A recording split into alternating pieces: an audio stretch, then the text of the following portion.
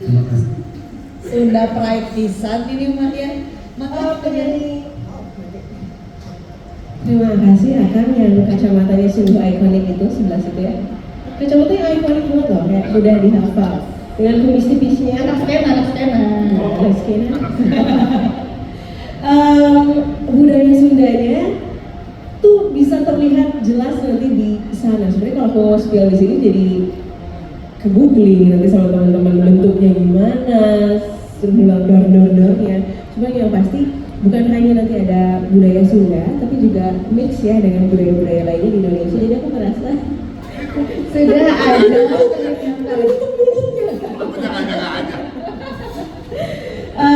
juga ada jadi ini kan mix juga ya dengan budaya lain. Jadi apa sih Sundanya mah ada kental sih Sundanya. Tapi jadi kayak apa ya? Kayak pagelaran budaya jadi nanti ya rasanya. Mungkin teman-teman nanti pas datang kayak wah ini kalau Yunita, Yunita tuh juga kental sekali dengan pagelaran budaya gitu di dalam sini ya. Itu ya mimpinya sih amin bisa berkeliling dunia pengennya bawa konsep ini karena benar amin ya atau amin. Amin. Kira Yunita mundur ya bersama Kantara. Di tiap negara ada respon nggak? Saya mau lah ya. Iya, karena aku rasanya sungguh percaya diri dengan konsep budaya yang kita bawa di karya-karya yang nanti akan aku bawakan konser Bina gitu. Itu sih gitu kan, pengen tapi kalau aku sebut nanti kalian ke googling jadi kayak Udah gemes, jangan dibenerin. Kayaknya kalau misalnya penyanyi Sunda ya, aku tuh dari kecil suka dari Mega ya, ada lagi Dina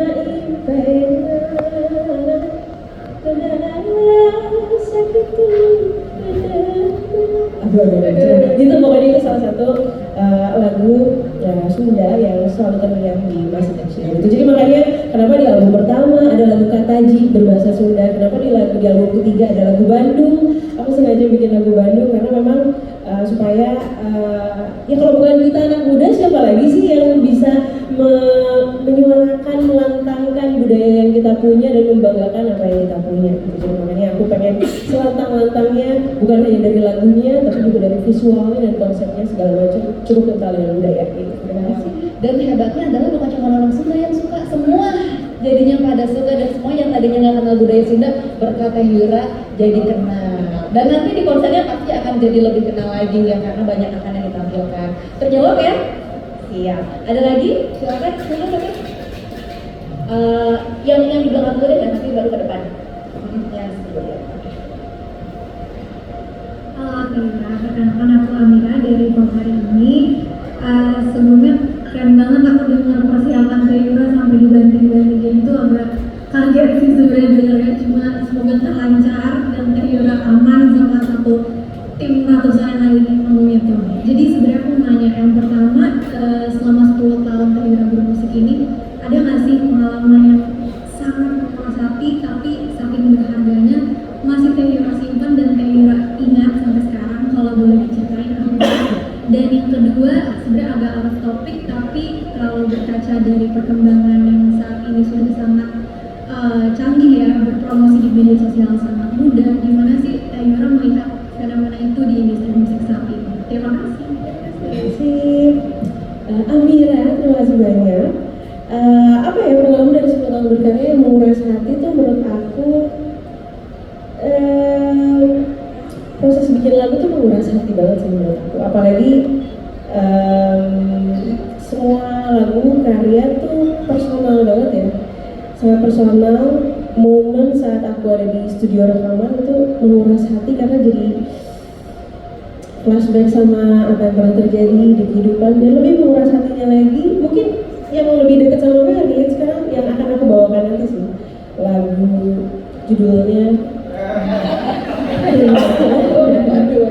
lagu yang nanti akan aku bawakan nanti itu akan menjadi pertama kalinya aku bawakan live bahkan ya karena lagunya juga belum rilis dan rilisnya juga nggak akan rilis besok juga kita mau rilis sekarang tapi saat harus menyanyikan lagunya dengan pengalaman-pengalaman yang cukup dalam itu ya sebenarnya menguras hati sih. Jadi mungkin kenapa itu dia ya, makanya mudah-mudahan lagu ini juga jadi relate sama teman-teman, karena setiap pembawaannya di atas panggung memang bukan hanya jadi menyanyikan lagi, itu memang terkuras hatinya di dalam itu. Terus ada siapa yang bertanya? Ada yang 10 tahun berkarya ini yang selalu menik. Oh iya, by the way, Donna Maula ini tuh udah ada jadi orang paling kurator ya, juga orang paling kreatif yang ngejagain aku banget jauh sebelum aku punya album pertama. Jadi bahkan waktu mau bikin album pertama aja dia yang kurasin. Baru dulu kita belum pacaran, masih sahabatan ya. Donna ini yang selalu jagain karya-karya aku, yang ini kan lagunya masuknya ke sini jadi kreatif director juga untuk karya-karya aku sampai sekarang. Jadi orang yang paling mengerti. Jadi mungkin ada 10 tahun dari album pertama sampai sekarang ada yang mulai menguras hati kamu gak tuh? Kayaknya dia mau dinikahin aku gara-gara itu deh guys. Mungkin Ira tidak tersadar karena dia tuh dengan terus melakukan hal ini. Tapi kalau aku lihat yang bikin dia terkuras dan penuh sekali hatinya, dua hal bisa terjadi sekaligus dia adalah ketika dia ngobrol sama para pendengarnya justru.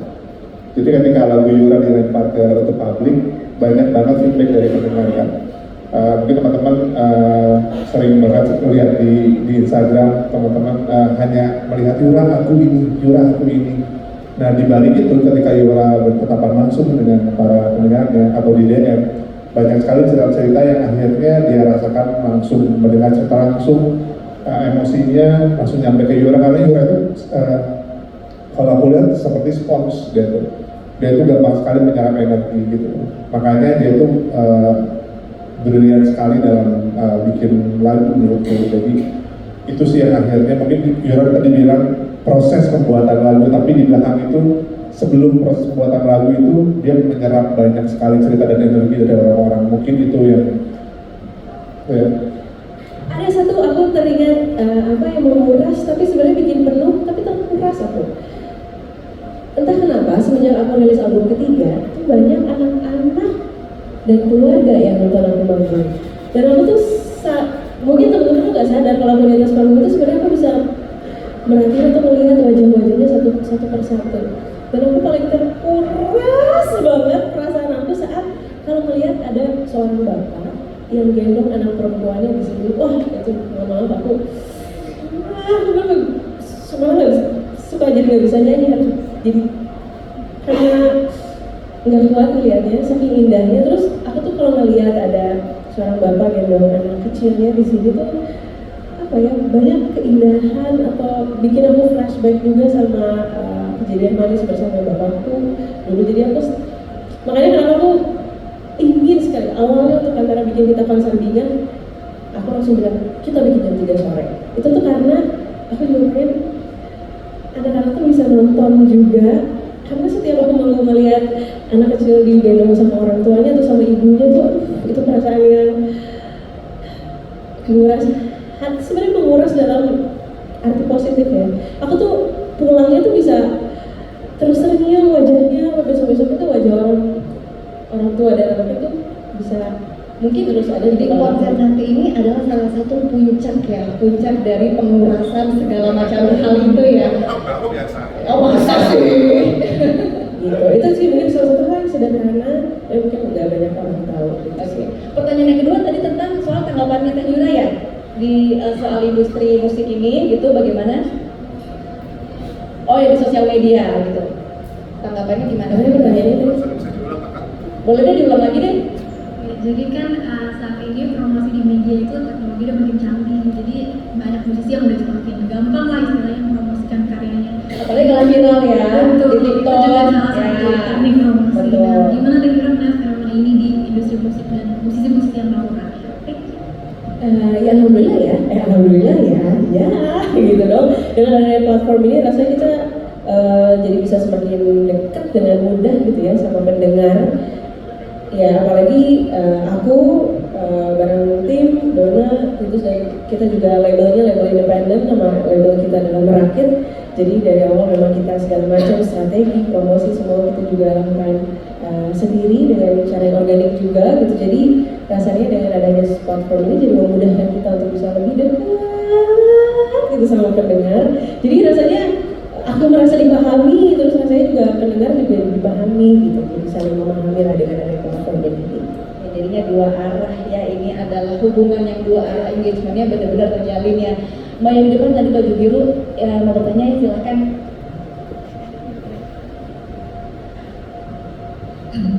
Selamat sore, sebelumnya selamat dan sukses untuk konser Teh Yura nanti. Perkenalkan saya April dari Nusantara TV, ingin nanya ke Teh Yura.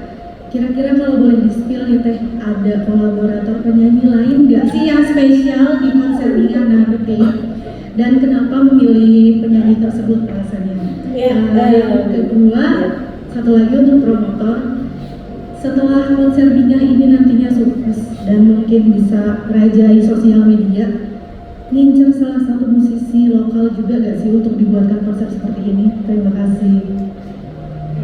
Terima kasih Kak April. Kolaborator ada lagi? Wow, Dor. Enggak usah Dor, tenang, sabar. Aku excited banget sama kolaborator ini karena justru aku memilih teman-teman yang sangat menginspirasi aku dan juga sejalan dengan pesan-pesan yang ada di dalam lagu-laguku. Bahkan bukan hanya satu dua, banyak. Ada banyak yang masih ada kolaborator di beberapa lagu yang mungkin teman-teman juga gak akan nyangka kok sini ya gitu. Apakah semuanya musisi? Nggak boleh? Nggak boleh, di-spill. Oke. Tapi masih ada gitu. Yang pasti ada dan pasti akan memberikan sentuhan-sentuhan spektakuler ya. Silakan. Ya, pertanyaan tadi ya, Iya. bikin lagi atau enggaknya gitu. Untuk buat lagi ya, kalau dipercaya sama teman-teman artis, artinya dua-duanya saling percaya gitu kan, menarik juga. Tapi kalau istilahnya kami hanya bikin terus satu apa ya, satu arah gitu kan ya, nah, mungkin perlu dipertimbangkan lagi karena pengen kan sesuatu yang kita cari sesuatu yang baru walaupun nggak perlu besar gitu kan ya, ide sederhana pun kalau sama-sama didiskusikan dan sama-sama seperti dengan Yura bisa sedetail lagu pun kita bisa mensumbangsi pemikiran gitu kan, aransemen gitu sama Iwan Koko gitu kan, saya banyak diskusi gitu kan, dan ternyata nih anak muda semangat banget untuk diskusi dengan kami gitu kan, ya gini dan saya memang ada background musik juga, jadi kami cukup bisa kolaborasi lah dan sepemahaman lah. Bahkan saya bilang dia ini bisa salah satu aransemen musik yang nggak terlalu banyak saya rombak. Biasanya saya cukup banyak rombak musik kalau melihat situasi di lapangan atau nanti secara visualnya. Anak ini cukup kita brief setiap segmennya, setiap babaknya kita brief, delivery-nya yang kita harapkan. Delivery-nya kita harapkan ya minor lah gitu, kurangin ini kok, tambahin ini kok untuk gua gitu. Jadi nah itu harus bisa seperti itu.